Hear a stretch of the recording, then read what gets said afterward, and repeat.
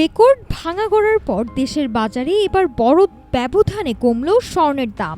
মাত্র 2 দিনের ব্যবধানে সবচেয়ে ভালো মানের অর্থাৎ 22 ক্যারেটের 1 ভরি স্বর্ণের দাম এক লাফে প্রায় 5,500 টাকা কমানোর সিদ্ধান্ত নিয়েছে বাংলাদেশ জুয়েলার্স অ্যাসোসিয়েশন বা বাজুস।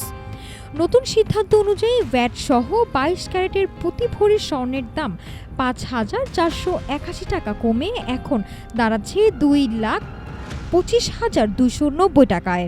বুধবার সকাল 10টা থেকেই দেশজুড়ে কার্যকর হয়েছে এই নতুন মূল্য তালিকা।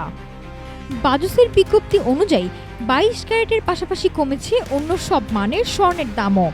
নতুন তালিকা অনুযায়ী ভ্যাট সহ 21 ক্যারেটের প্রতি ভরি 2,15,142 টাকা, 18 ক্যারেটের প্রতি ভরি 1,84,757 টাকা এবং সনাতন পদ্ধতির প্রতি ভরি স্বর্ণের নতুন দাম নির্ভর করা হয়েছে 1,50,698 টাকা।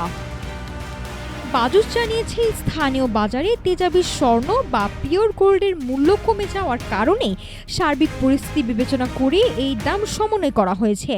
এর আগে গত সোমবার ভরিতে 4,432 টাকা বাড়িয়ে ভ্যাট সহ 22 ক্যারেটের দাম 2,30,772 টাকা নির্ধারণ করা হয়েছিল, যা দেশের ইতিহাসের সর্বোচ্চ দামের কাছাকাছি ছিল।